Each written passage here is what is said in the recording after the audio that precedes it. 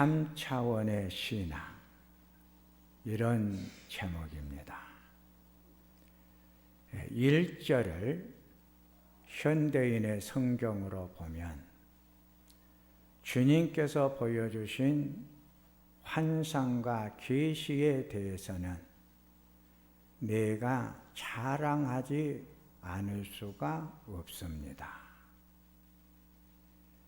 바울 자신이 겪은 신비한 체험을 고백하고 있는데, 바울이 본 신비한 체험은 환상과 계시, 그리고 셋째 하늘을 가 보았다는 것입니다. 환상과 계시라는 원어의 뜻을 보면 주님을 정확하게 보았다는 뜻입니다. 바울 사도가 주님을 정확하게 만났고 정확하게 보았다는 고백입니다. 여기서 바울 사도가 주님을 정확하게 본 것은 자기가 주님을 보았다는 것이 아니고 주님이 보여주셨다고 했습니다. 자기가 보았다는 환상과 계시는 언제나 문제를 만들어 냈습니다. 내가 보았고, 내가 들었고, 내가 말한 것 때문에 영적으로 얼마나 혼탁이 왔습니까? 수많은 이단들이 여기에서부터 만들어졌고, 이단들을 통해서 영적인 질서가 무너져 버렸습니다. 주님이 바울에게 보여주셨다고 했습니다. 주님이 보여주신 환상과 계시를 본 자들은 신앙이 정확하고 신앙의 생활이 아름답습니다. 신앙의 내용이 말씀이기에 신앙의 기준도 말씀이 됩니다.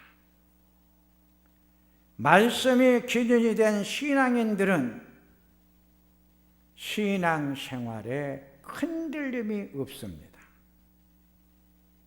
인간의 감정에 따라 움직이는 신앙이 아니기에 신앙의 생활이 정확하게 합니다. 셋째 하늘을 가 보았다고 했습니다. 유대인들의 하늘의 개념은 7 하늘입니다. 하늘나라를 7 단계로 보았습니다. 바울이 말하는 셋째 하늘은 첫째, 둘째, 셋째라는 공간적 형태의 개념으로 보지 않고 셋째라는 수는 지극히 높은 곳, 최고로 안전한 곳, 수의 뜻으로 말을 했습니다.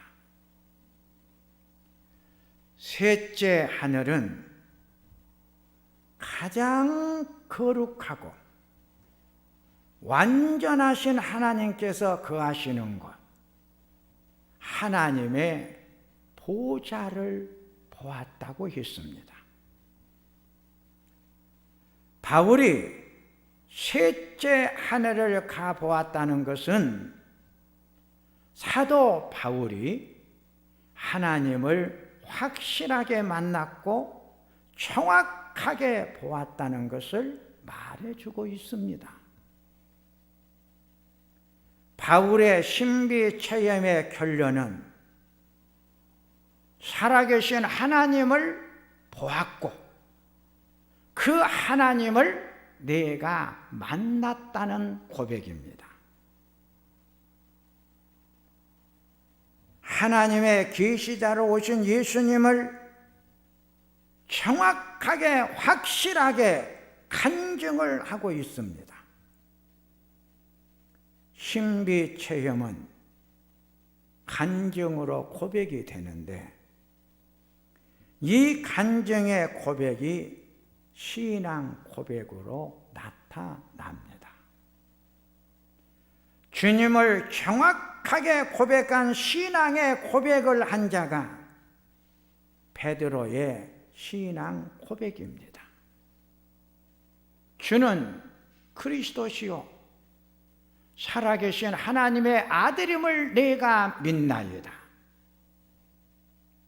베드로의 신앙의 고백을 들으신 주님께서 너로 하여금 정확하게 바르게 신앙의 고백을 하게 한 것은 하나님의 은혜로 한 것이다. 하나님을 믿고 섬기는 신앙의 세계를 보면 3단계의 세계가 있습니다. 첫째, 1차원의 신앙의 세계입니다. 신앙의 첫 단계는 확인 증거입니다. 내가 정확하게 하나님에 대한 확인을 했을 때 신앙이 시작이 됩니다. 살아계신 하나님을 내가 만났다고 하는 증거가 정확할 때 이때부터 믿음이 출발을 합니다. 요한복음 20장 19절 이하를 보면 예수님이 죽어 무덤 속에 있을 때 제자들이 유대인들을 두려워하여 모인 곳에 문들을 닫았더니 부활하신 예수님이 오셨습니다. 도마는 예수께서 오셨을 때에 함께 있지를 않았습니다. 다른 제자들이 도마에게 부활하신 주님을 우리가 보았다고 말을 하자 도마가 예수님의 손에 내가 못자국을 보며 내 손을 그 옆구리에 넣어보지 않고는 나는 못 믿겠다고 했습니다. 8일이 지난 후 다시 제자들이 집 안에 있을 때 도마도 함께 있었고 문들이 닫혔는데 부활하신 예수님께서 찾아오셨습니다. 부활하신 예수님께서 도마에게 내 손가락을 이리 내밀어 내 옆구리에 넣어보라. 그러시면서 도마에게 믿음 없는 자가 되지 말고 믿는 자가 되어라 말씀해 주십니다. 도마가 그때야 나의 주님이시요 나의 하나님이십니다 고백을 합니다. 도마의 신앙의 고백을 들으셨던 주님께서 도마에게 하시는 말씀이 너는 나를 본 거로 믿느냐? 보지 않고 믿는 자가 가장 복된 사람들이다. 도마는 부활하신 예수님을 만져보고서야 살아서 자기에게 찾아오신 부활하신 예수님을 확인한 후에야 부활하신 예수님이 자기 앞에 나타나 있는 것을 증거를 정확히 본 후에야 주님을 믿었습니다. 요한은 요한일서 1장 1절에 예수님이 부활했다는 소리를 들은 바요, 눈으로 본 바요, 자세히 보고 손으로 만져보았다고 했습니다. 이 신앙의 세계가 첫 번째의 단계요, 1차원의 신앙의 세계입니다. 1차원의 신앙의 세계는 어떤 충병에 걸려 사경을 헤매고 있을 때 하나님 앞에 기도의 제단을 쌓습니다. 하나님 앞에 간절히 병의 치유함을 해달라고 기도를 드립니다. 그의 몸에 치유함을 받았을 때 그 질병이 치유함이 확인되었을 때 시작하는 신앙입니다. 사망의 골짜기에서 살아남았을 때 고백하는 신앙입니다. 이 신앙의 단계가 첫 번째의 신앙의 출발의 단계요, 시작의 단계입니다. 두 번째는 2차원의 신앙 세계입니다. 두 번째 단계의 신앙은 깨달음으로부터 옵니다. 신앙의 세계가 깊어가는 단계를 말합니다. 고린도후서 12장 7절에 바울이 말하기를 내가 너무 교만해질까 봐 내 몸에 가시 같은 병을 주셨습니다. 가시 같은 병은 네가 교만하지 않도록 나를 괴롭히는 사탄의 사자입니다. 나는 이 고통이 내게서 떠나게 해달라고 3번이나 기도했습니다. 여기 3번 기도했다고 하는 것은 하나님 앞에 긴 시간 동안 기도했다는 뜻입니다. 하나님 앞에 오랜 시간 기도의 제단을 쌓았습니다. 기도에 응답이 왔습니다. 내 은혜가 내게 족한 줄로 알아라. 내 능력은 약한 데서 완전하여지는 것이다. 고로 나는 나의 약한 것을 더욱 기쁜 마음으로 자랑하여 주님의 능력이 나에게 머물러 있도록 하겠습니다. 내 몸에 가시 같은 병, 이 가시 같은 병을 나를 괴롭히는 사탄의 사자라고 표현을 했습니다. 내 몸을 아프게 찌르는 가시 같은 병이 왔습니다. 아픔의 가시 때문에 잠을 못 자고 몸부림을 치는 고통의 긴 밤을 보낸 자들이 얼마나 많습니까? 이 고통이 내게서 떠나게 해달라고 긴 시간 동안 기도했습니다. 오랜 기도의 시간을 통해 기도의 응답은 깨달음으로 왔습니다. 깨달음의 은혜는 나를 넘어져 죽지 않도록 나를 조절해 주는 은혜입니다.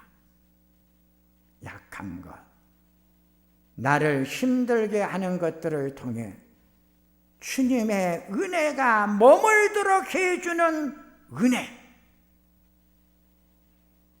하나님의 은혜는 내 약한 부분이 만들어졌을 때 그 약한 부분을 하나님께서 은혜로 채워주시는 것, 이 깨달음, 이것이 두 번째 신앙의 단계입니다.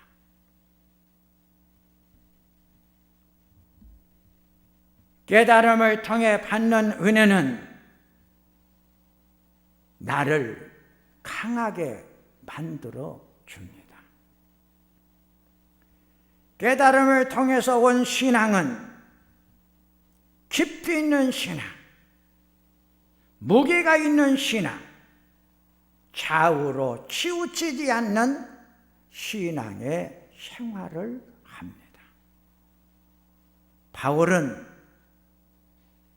깨달음의 은혜를 체험했습니다. 그러기에 바울의 신앙은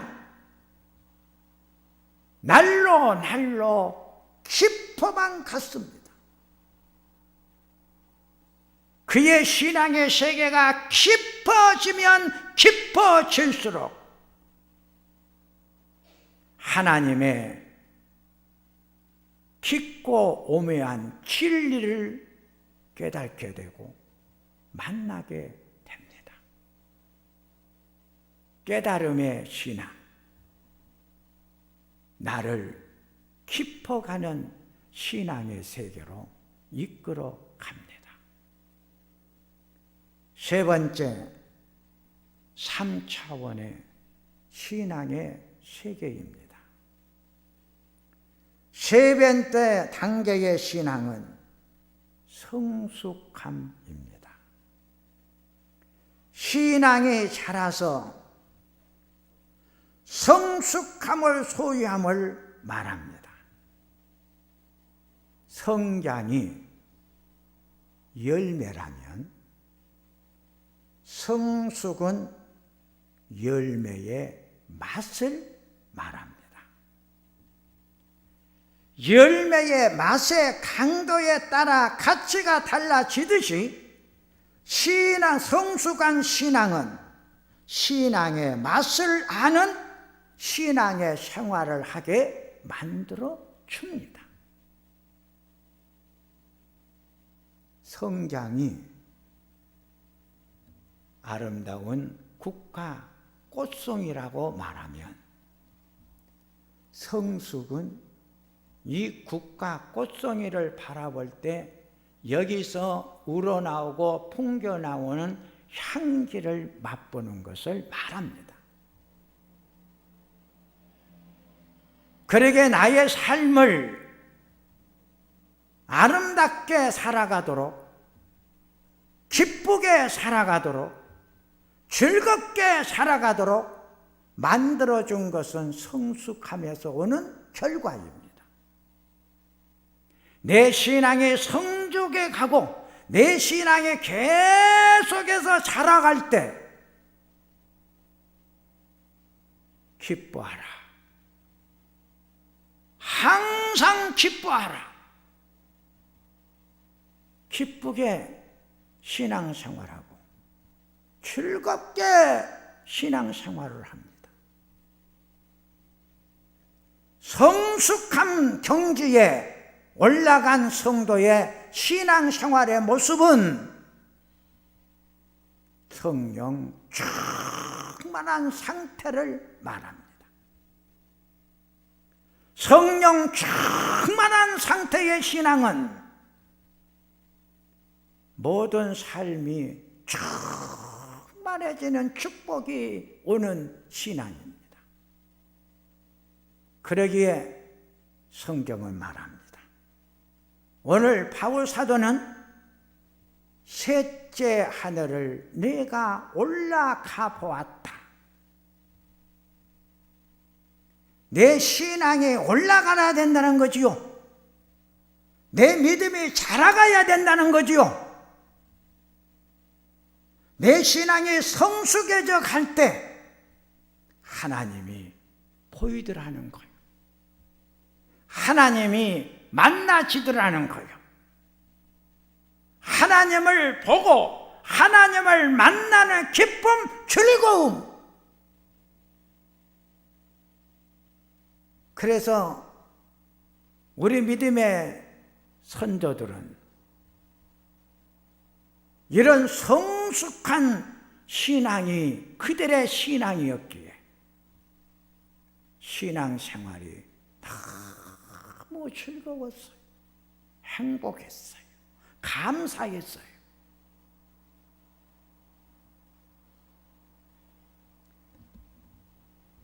성숙한 신앙을 소유하면 신앙의 생활이 그래서 즐거운 거예요. 성숙한 신앙을 소유한 자가 성경에 나오는데 안나라고 하는 여선지자예요. 누가복음 2장 36절에서 38절을 보니까 안나라는 선지자가 있는데 나이가 매우 많았다고 했어요. 나이가 많았다고 하는 것은 긴 시간을 살았다는 것을 말하며, 긴 시간을 살았다고 하는 것은 삶의 희노애락을 다 겪었다는 것이에요. 모세의 고백처럼 험악한 세월을 살았다는 거예요.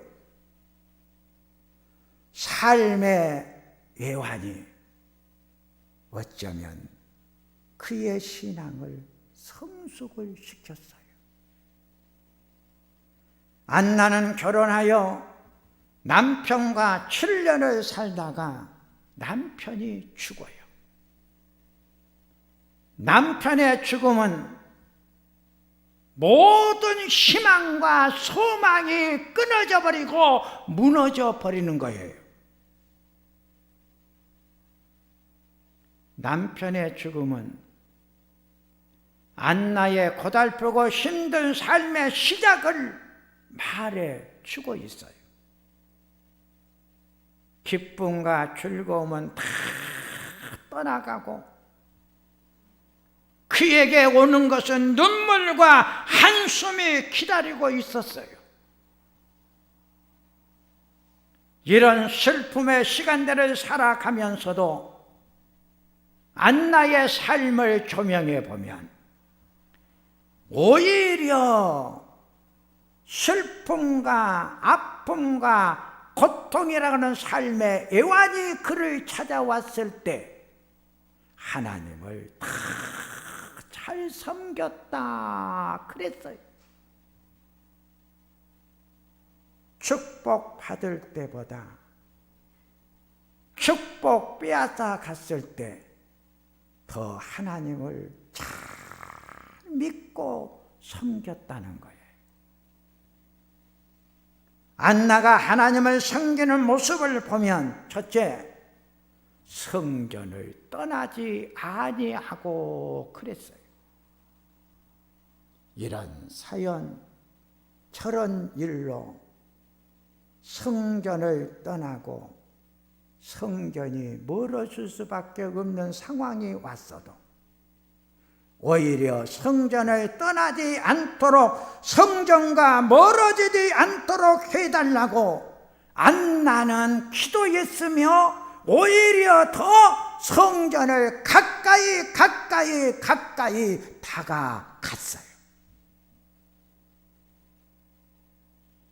두 번째는 주야로 금식하며 살았다 그랬어요. 자기의 경건성을 상실하지 않기 위해, 경건의 시간 속에 살기 위해 안나는 날마다 힘을 썼다 그랬어요. 삶의 거룩성, 생활의 경건성, 늘 자신의 모습을 성찰해 보면서 삶의 경건성을 지키기 위해 안나는 노력하고 힘을 썼다 그랬어요. 그러기에 바울이 디모데라고 하는 아들에게 주는 말씀을 보면 경건에 이르도록 연습을 많이 하라 가르쳐 주셨어요. 경건에 이르도록 힘을 써라. 여기서 말하는 경건은 나 개인의 경건을 성장시키고 성숙시키라는 거죠. 내 개인의 경건성과 거룩성이 훼손되거나 파괴되어지지 않도록 너의 거룩성과 경건성을 잘 지켜가는 성도가 되십시오.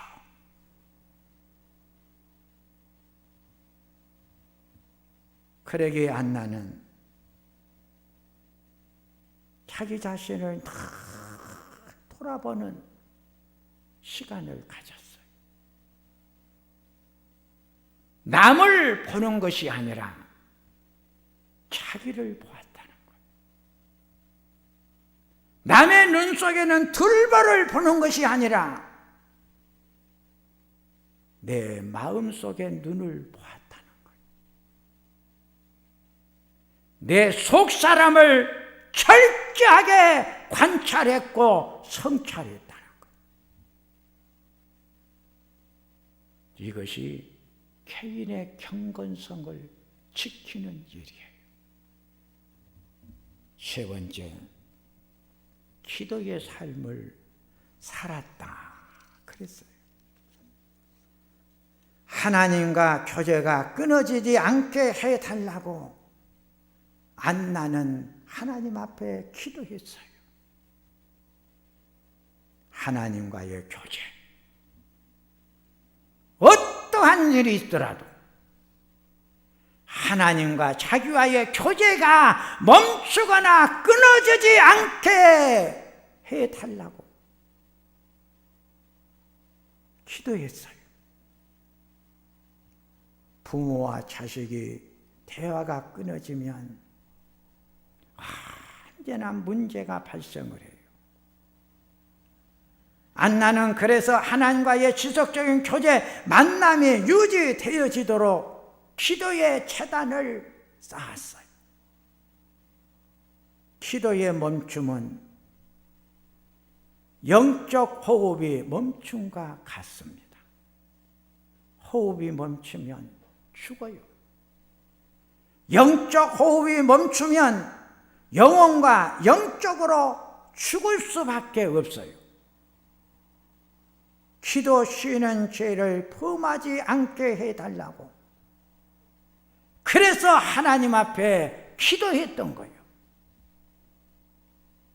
다른 것은 중단, 쉬워도 하나님과의 교제, 하나님과의 만남의 기도, 교통은 쉬는 시간이 없게 해 주소서.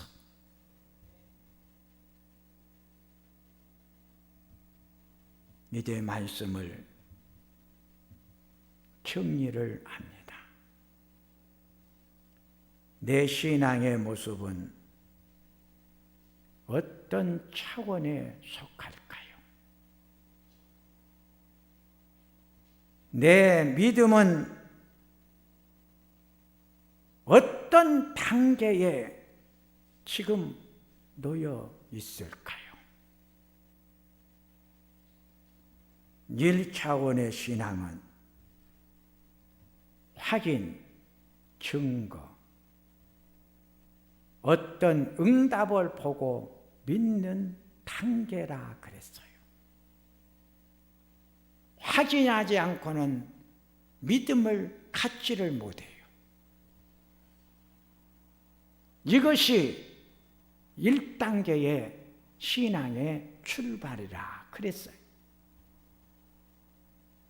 2차원의 신앙, 두 번째의 단계는 깨달음에서 온다고 그랬어요. 말씀을 통해서 어떤 일들을 통해서 깨달음의 신앙은 깊어가는 신앙의 단계라 그랬어요. 3차원의 신앙, 3단계의 신앙은 성숙함이라 그랬어요. 성장이 열매라면 성숙은 맛이라고 그랬어요. 모든 열매의 가치는 열매의 크기에 있는 것이 아니고 그 열매의 맛이 결정을 지어주는 거예요. 성숙한 신앙은 신앙생활의 즐거움과 기쁨과 감사의 열매를 맺어 준다고 했어요. 에베소서 4장 14절에서 15절 말씀을 보니까 이제 바울 사도가 마지막 오늘 우리들에게 주는 권면은 언제까지 어린 아이의 수준에 머물러 있으렵니까? 계속해서 성장해 가십시오. 그리고 성숙해져 가십시오. 이것이 바울 사도가 우리들에게 준 마지막 권면의 말씀입니다. 하나님 아버지,